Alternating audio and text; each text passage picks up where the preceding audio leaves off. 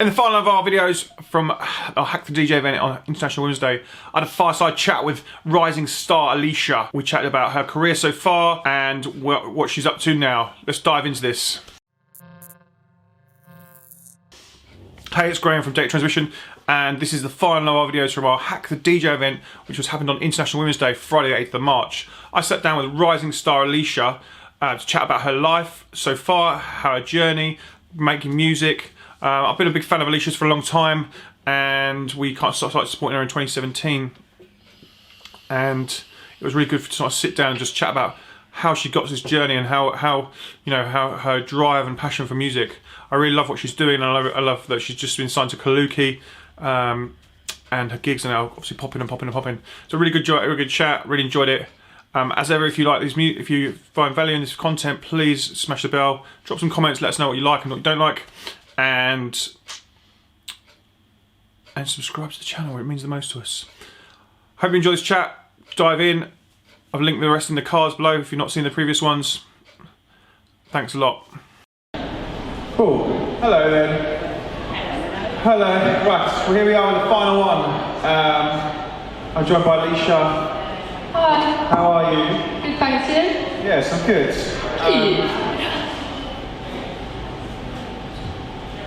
Are we good? Cool, so on to this final chat. Alisha's basically been rising through I've kind of been aware of you for the last couple of years, and you've been hustling hard, and just things are now happening nicely for you, and I just kind of, let's just firstly introduce yourself, and let's just start talking about your journey and where you are now. What, from the beginning, or? Let's just start right from just introduce yourself first, and then let's start talking. So I'm Alisha. I am a part of Kaluki's management team. I'm also signed to the record label, as well as Green Velvet's Relief Records as well. I'm a DJ and producer. So it started around 3-4 years ago now. When I used to go clubbing, I didn't really know what part of the dancing and stuff that I enjoyed. So obviously I realised the person making the people dance is what really made me happy. So I woke up one morning and brought a £30 controller from eBay, I think it was. Can't even remember the make, it was terrible. Just done the job.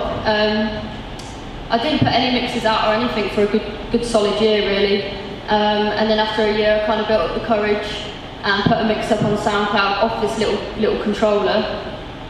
And then I got my first gig in London from that mix, and then from there really it just rest is history, you know. And so when did you start producing music?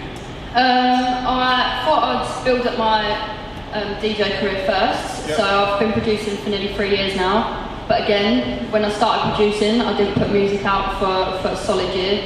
I just kept it all to myself, because obviously you're still learning. If I look back at the first track I made now, it was probably terrible. So yeah, for a solid year, I didn't show like hardly anybody, and just kept learning. And then got my first EP signed 2 years ago. And then it's just trickled from there really. Well, how did that learning process go about? In producing, or yeah. So obviously a couple of friends of mine in where I'm from produce music, so they kind of taught me the basics. And I'm more of these people that I'd rather do it to learn myself. Yeah. So I could sit with them kind of all day, but I wouldn't really take much in, because I just can't learn that way. So I sat at home a lot and just watch YouTube videos after YouTube videos after YouTube videos. And then a good friend of mine, Max Chapman, he invited me to his studio, just learnt me bits and bobs, mixed down wires and stuff. From then I've self-taught myself everything. And then, sorry, I was not trying to thought. So you said Max helped you then a bit further? Yeah, he just, as in when I sent him some music, he saw potential, but wanted to kind of give me that extra boost of all the mixed down stuff and the more technical things in music. So I went and sat with him in his studio. But that was kind of nearly 2 years ago now. So then from then, that was. And then at the same time, you were building a kind of DJ fan base. Were you playing out, I guess, a lot, or? I wasn't playing out a lot. I'd say kind of once or twice a month actually. When I first started, obviously I'd be driving to kind of London, so it's from 2 hours or so where I live.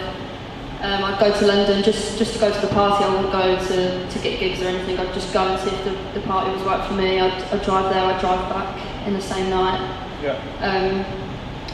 Then if lucky enough I got a gig, but I would never go there with the intention of getting a gig. I think it's important to know the party and who you want to play for, rather than just pop up and go hanging out and... Can I have a gig?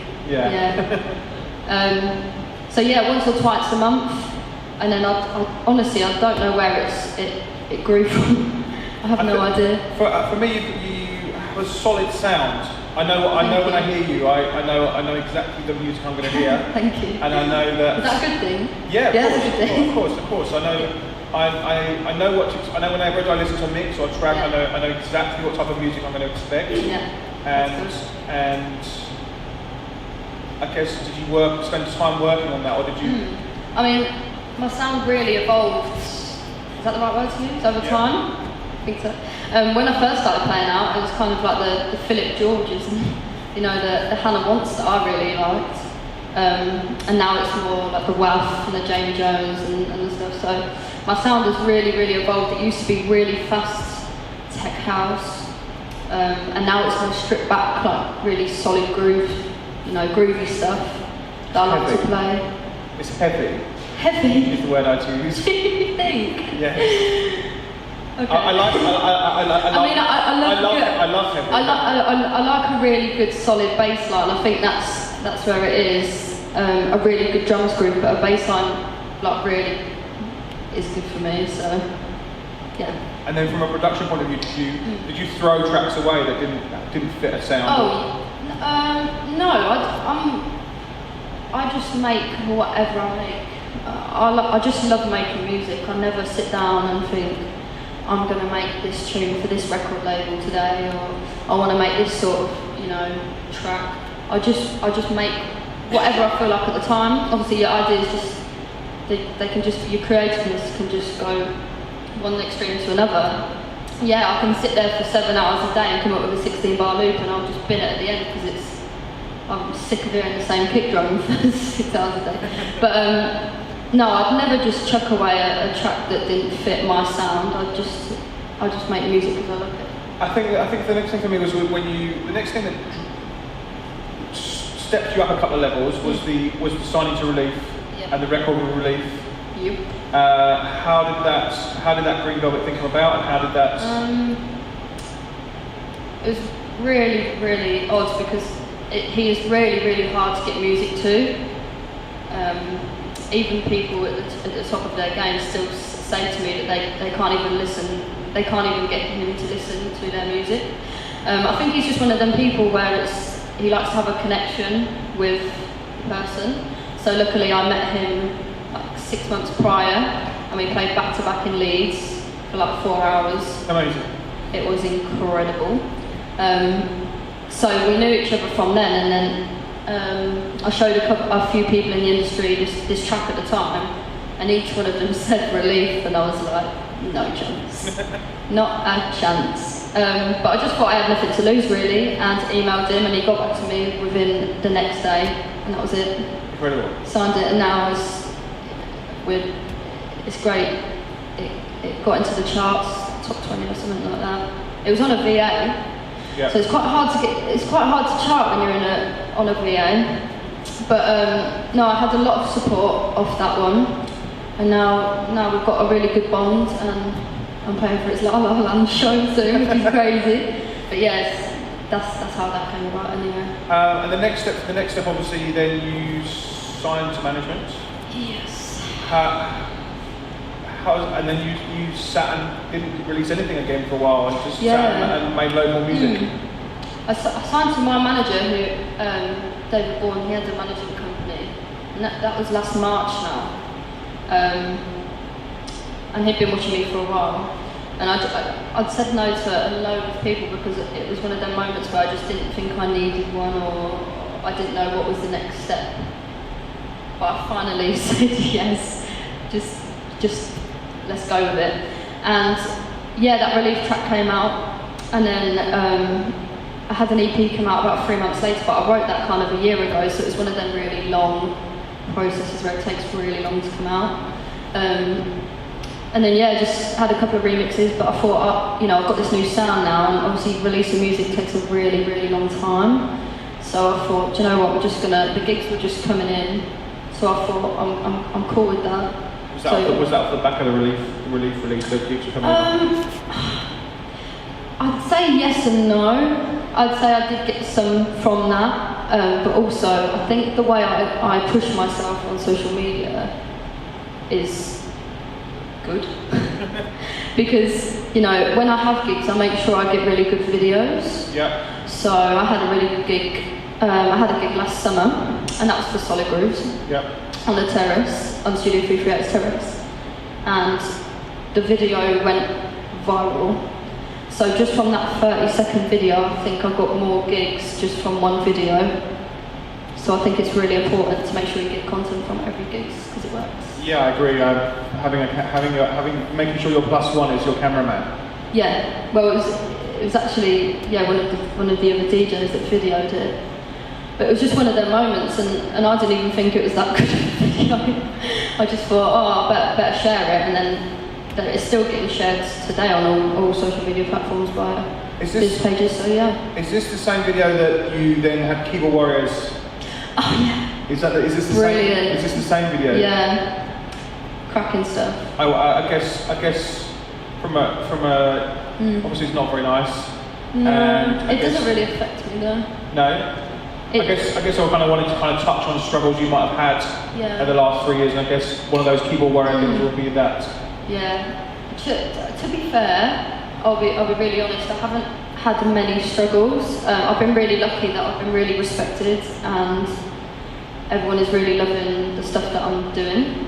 I don't get any kind of hate messages or just old men trying to get into my mind. I don't get any of that. There was just kind of one guy one time who, on a Pioneer mixer, you have effects, right? And you use them, obviously. I think I used the reverb, which I shouldn't have done, obviously, and he just went hell for leather, didn't he? He just kicked off at me saying, I can't even remember what it was, but he said something like, when you need effects to DJ or something. And I was shut up.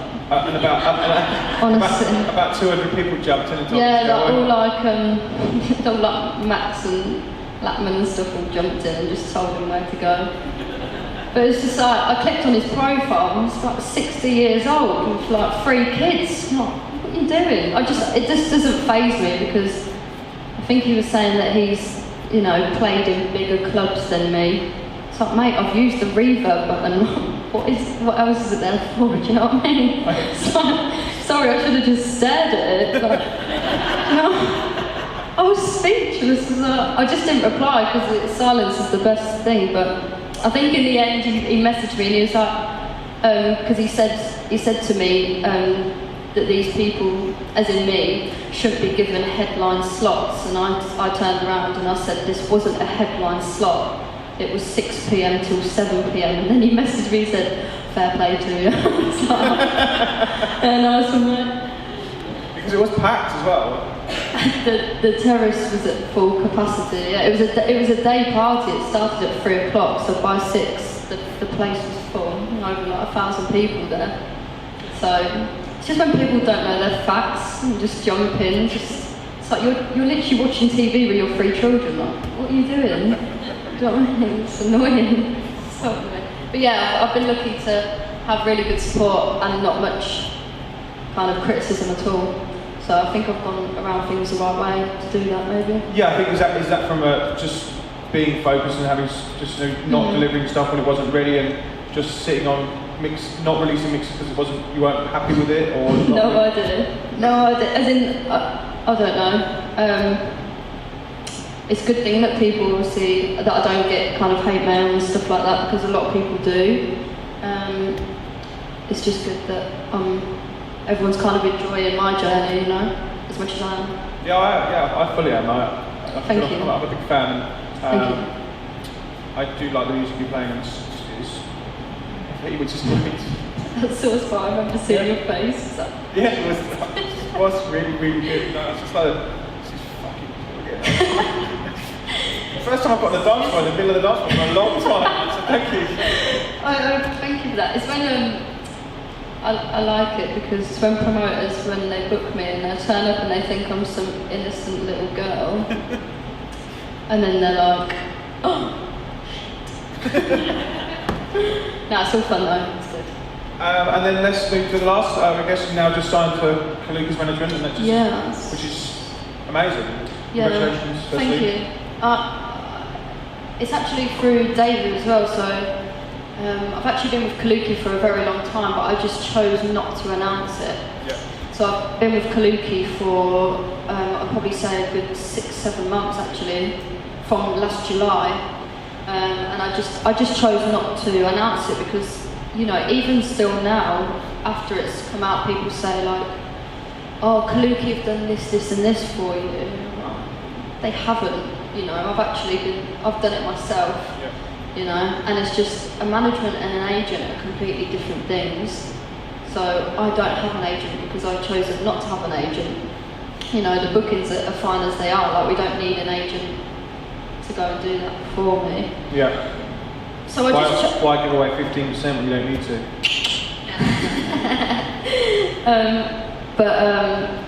No, yeah, honestly, the family's amazing. I am the only female on the roster, which is cool. But yeah, big stepping stone. And when David said about that we was all joining together, it was like, because obviously I used to go to all the Kaluki parties at, you know, Warehouse Project, and then there's me playing at Warehouse Project for Kaluki. So how was that? Amazing. Boxing Day, it was at Manchester Academy, which was pretty special. And then I did Store Street for Elroy, and that was special. So yeah, all good. All good. What else is there? Any questions for Alisha? Someone got a mic. You got the mic? Well, I think I thought I was going to ask it. I'm boring anyway.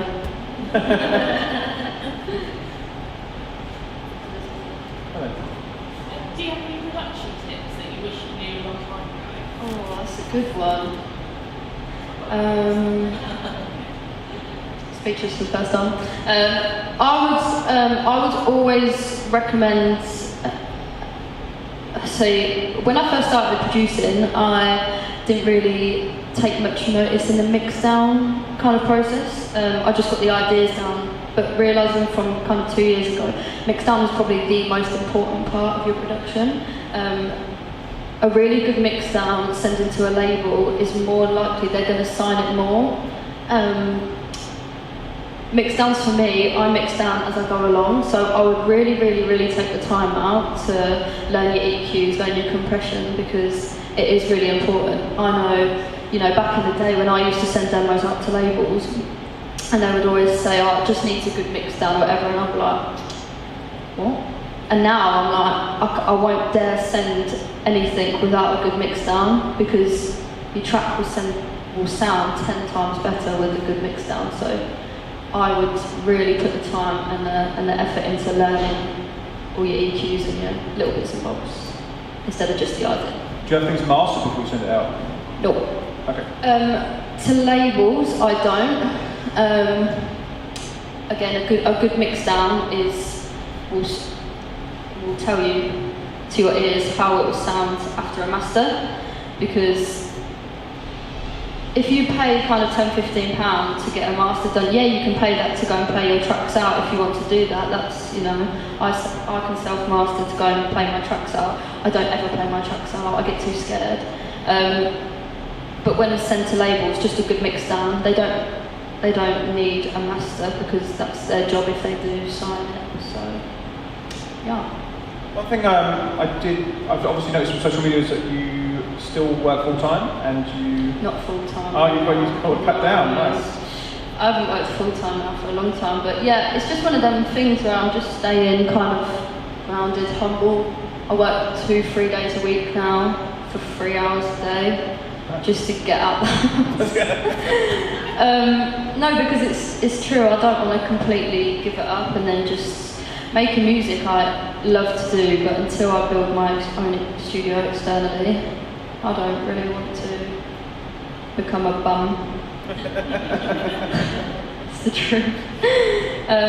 So no, I spend a lot of time now making music, you know. I never thought I'd be able to quit, you know, 50, 60 hour weeks, going down to kind of like 10, 15 hours, if that, let alone leave my job, which I'll probably be doing kind of after summer, at the end of the year, which I never thought I'd be able to do, so happy days. And then what's coming, I guess what's coming up from this, what's the summer look like?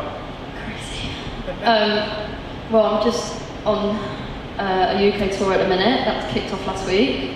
So through March and April, it's crazy. And then Every week, is that kind of every weekend, every in and out? every weekend, up and down the UK. It's pretty cool. Is that is that headlining? Did you see the artwork? No, you haven't. Maybe. Did you? It's cool artwork. Maybe. I'm really happy with it. Yeah, so most of them are all headline shows. 3 of them have sold out, actually, which is really cool. Summer is just festivals. I've got a couple of Ibiza dates. See La La Land and Green Velvet in Belfast in June, which is going to be wicked. And then I've got like a really big festival and stuff, which hasn't been announced yet. Are you still be producing while you're on the road, or are you gonna? I have studio monitoring headphones, so I take that on the road with me. So on the trains and stuff, I just love making music. Nice. But I just never play them out. It's one of them things. I'm scared. Never. Do you know what? I actually played it out for the first time. I played one of my tracks out for the first time. I played Trip Out on Relief, I think once. And then I was like, no, never again. And then I always load it up though. I always load it up, and then as I go to press play, I go, oh no, just change feature. But maybe when I get to WAF's level, I'll play the actual guitar. Oh, good. Nice. Thank you very much. Thanks No for doing problem. this. Thanks for having me. Any other questions finally? Good. Thank you very much. Thank you. Thank you. Cool. And that's the end. Thank you.